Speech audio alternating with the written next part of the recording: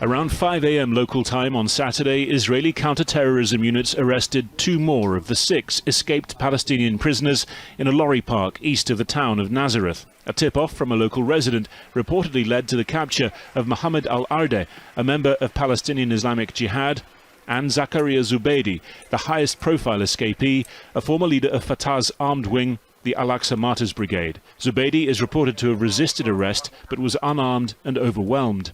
An image released by Israeli police showed him with a bruised face. All 6 of the prisoners come from in or near Jenin, in the north of the occupied West Bank. Late on Friday, 2 other escapees were captured, Yaqub Kadri and Mahmoud al-Arde, said to be the mastermind of the escape. All 4 detained without a shot being fired. Palestinian armed factions had warned of retaliatory attacks if any of the men were harmed.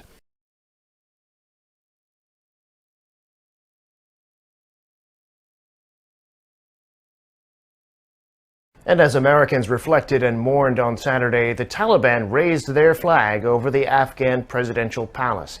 It was hoisted by Mullah Mohammed Hassan Arkhund, the Taliban's interim prime minister, and a spokesman said this marked the start of the work of Afghanistan's new government. That government is all male, to the disappointment of many in the international community. It was less than 2 weeks ago that the last U.S. troops left the country, just months shy of 20 years since the invasion, taking with them thousands of local people who feared reprisals by the Taliban if they stayed behind.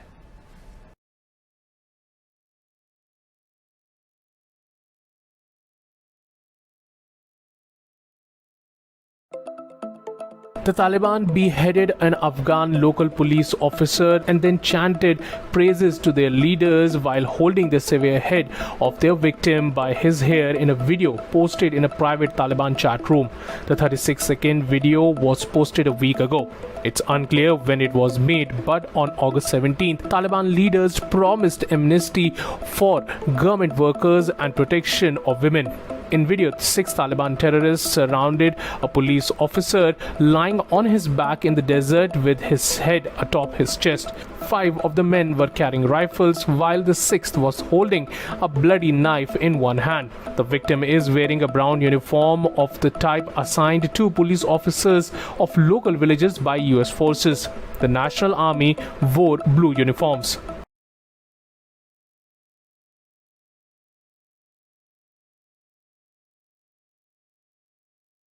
KwaZulu-Natal has been rocked by another deadly shooting. 3 women have been killed and 5 others were injured in a drive-by shooting in Inanda. The victims were attending an ANC branch general meeting to discuss municipal election candidates.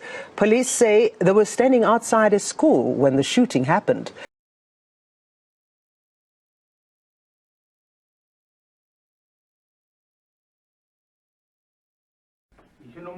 Professor turned radical rebel leader Abimael Guzman has died. The Peruvian government said the founder of the Shining Path guerrilla group died in his prison cell Saturday morning. Awed by China's Cultural Revolution, the lifelong communist launched a class war in 1980, transforming radical students and a band of peasants into Latin America's most stubborn guerrilla force. He led his supporters into the Andes Mountains, leading a bloody Marxist revolution that attacked security forces and officials, among others. Over 2 decades, the internal conflict launched by the Shining Path killed roughly 69,000 people. Captured by police in 1992, he was convicted as a terrorist and was serving 2 life sentences when he died.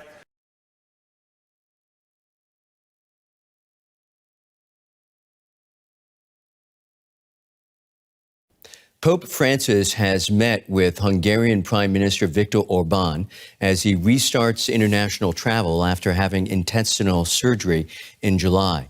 He only plans to be in Hungary for a few hours, where he will celebrate Mass in front of thousands of people. The meeting with Orban was expected to highlight differences between the pontiff's views and Orban's nationalist and anti-migration policies. After Mass, the Pope will then head on a 3-day trip to Slovakia, where he will meet members of the Jewish and Roma communities.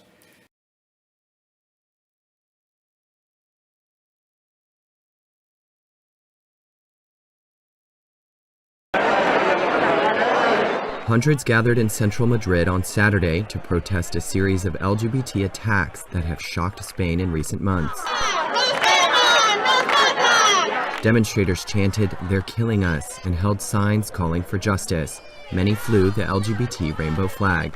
Calls for government action against hate crimes have grown louder since the killing of nursing assistant Samuel Luis in July. He was beaten to death in northwest Spain, allegedly because of his sexual orientation. According to the country's interior minister, hate crimes in Spain have risen 9% every year since 2014 and are increasingly more violent.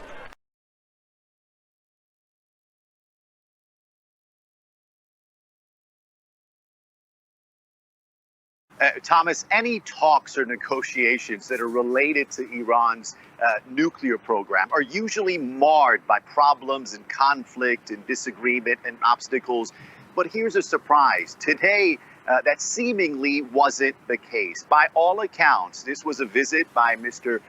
Grossi that went smoothly, went positively, and most importantly, the two sides reached a small but important agreement that perhaps sets the tone for two important events. First off, next week's meeting of the Board of Governors of the IAEA, and then the Vienna talks that are set to resume soon after. Remember, coming into his visit, Mr. Grossi's visit, there was a lot of reports and rumors that Western powers were seriously considering censuring Iran next week at the IAEA meeting for what they viewed as Iran stonewalling the IAEA on a couple of issues, including blocking access to video monitoring equipment at several of Iran's nuclear sites.